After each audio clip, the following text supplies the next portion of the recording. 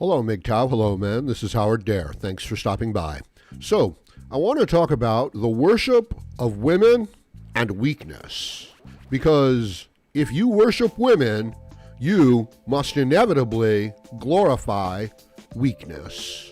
But first, let me say thank you to everybody who's been stopping by, liking, sharing, commenting, subscribing, even donating. I really appreciate it. And if you're new to the channel, please go ahead and click the subscribe button, click on the bell notification symbol next to it, and accept the email notifications. I would really appreciate it, and it'll help me grow my channel here in these difficult times for men on social media. Now, let me tell you what I'm talking about. The worship of women and of weakness. And to be honest with you, I couldn't really, and I still can't, share the full import of what this really means. But I think it will become clear before the end of the video. Now, worshiping women seems to be the default mode within Western civilization. So if you're raised as a male, as a man, in Western civilization, you're going to be trained in a certain way. You're going to accept certain beliefs and behaviors, demonstrate certain habits. And if you don't, you'll be punished. You'll be denied food and you won't make it. And this is a traditional mindset with traditional values. And don't think that you're going to get out of it.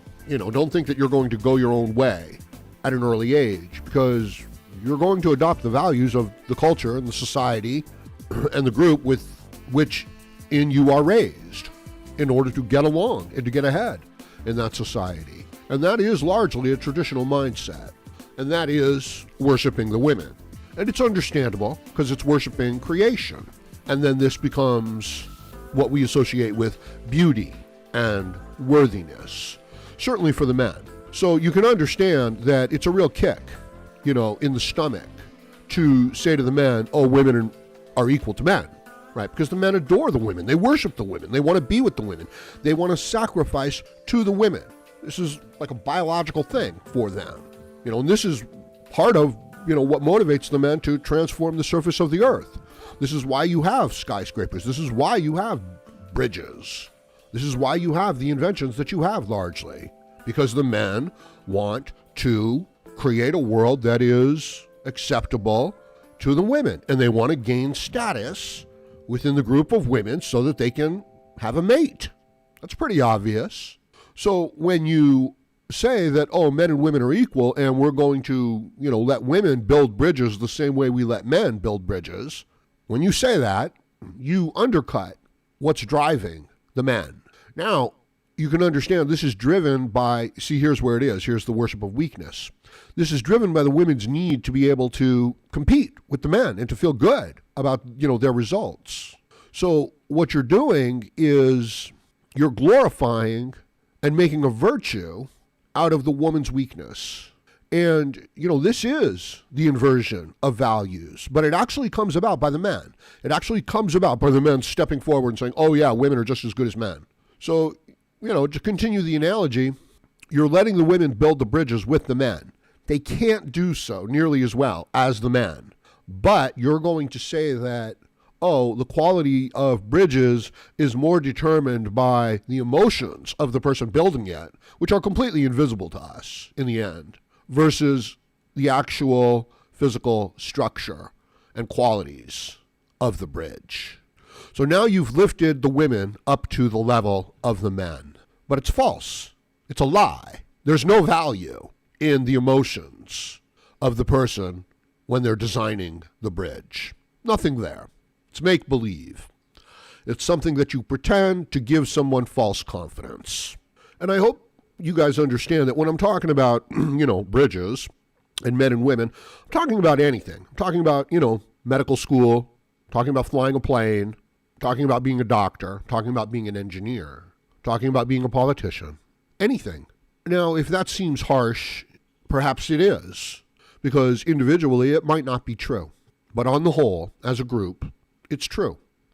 So when you structure your society in this direction, the price you pay is that the men pedestalize the women and the female qualities.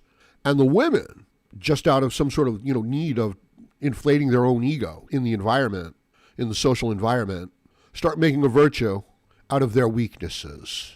Because you can't insult the women. You can't find fault with the women. I mean, it's really terrible what's happening to free speech and the values that determine, what's good. See, that is what's happening. The values that determine, what's good, what's a virtue, what we want to pursue are being inverted. And the students are running the school and they don't want to do any homework.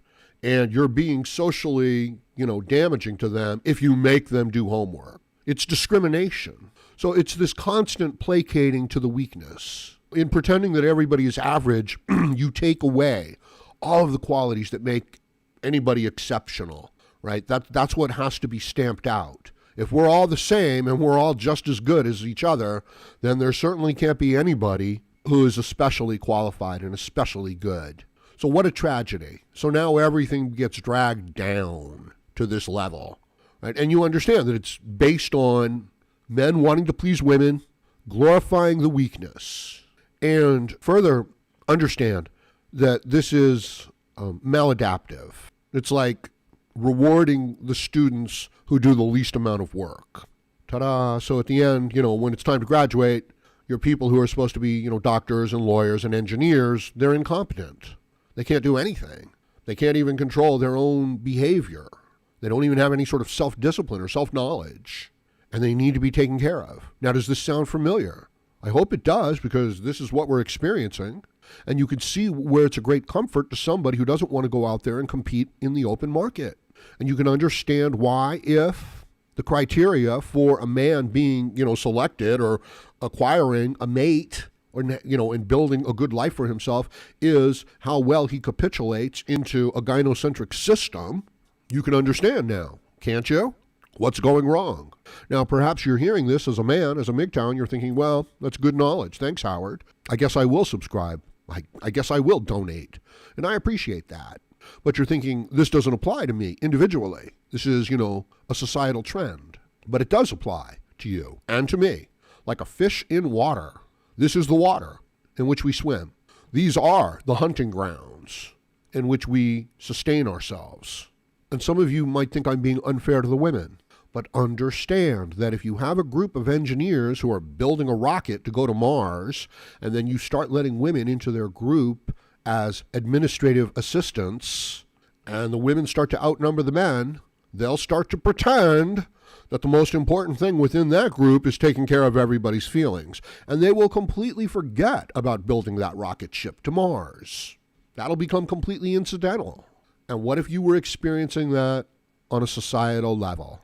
And what if you, as an individual man, what if this mindset of glorifying weakness, worshiping the women and glorifying the weakness, what if this is undermining your own personal life? And I hope you could see how it would.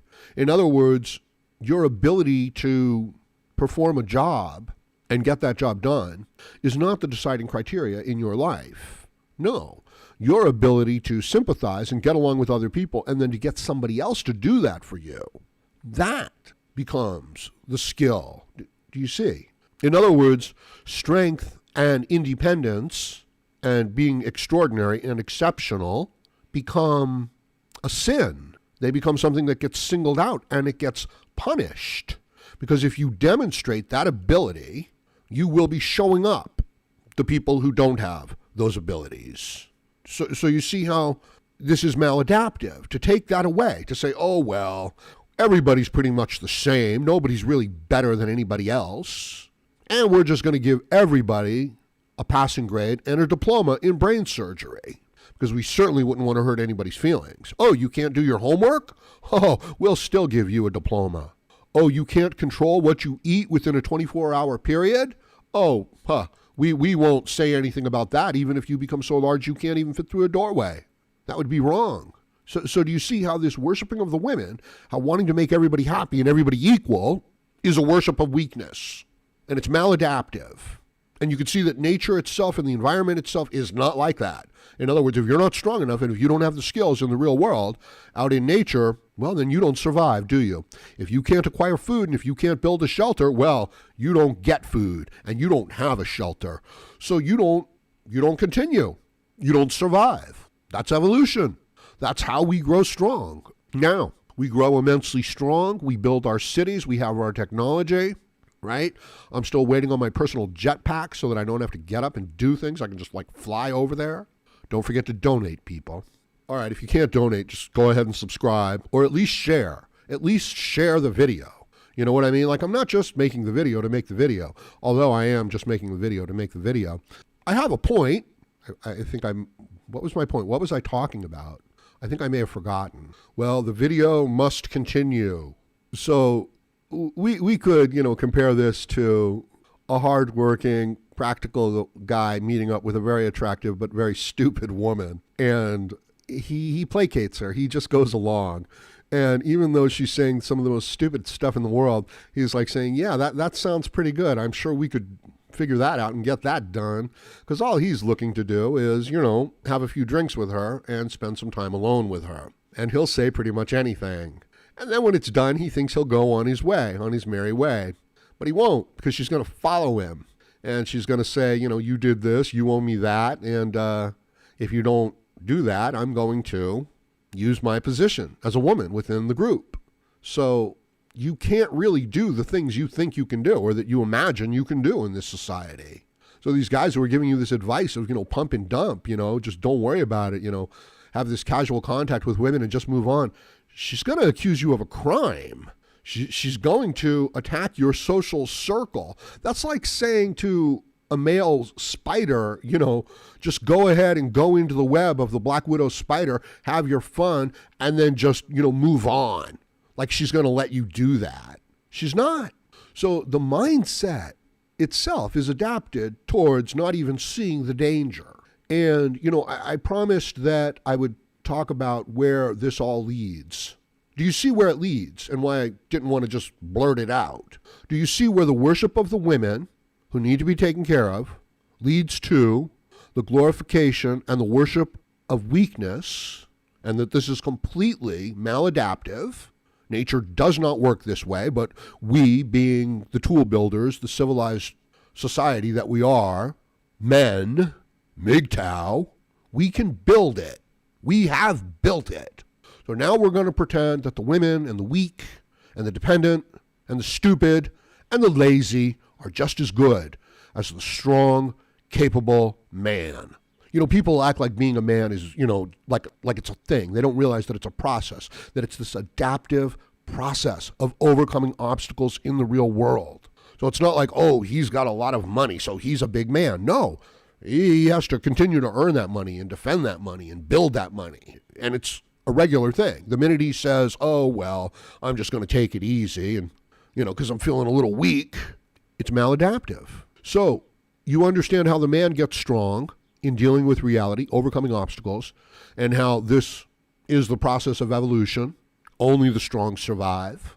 And then we become so strong that we can now control the environment, and we come to worship sensuality, sexuality, indulgence of material wants and needs. You can understand, we've overcome the obstacles of the physical environment. That's how capable we are as men, as MGTOW. That's what we've done.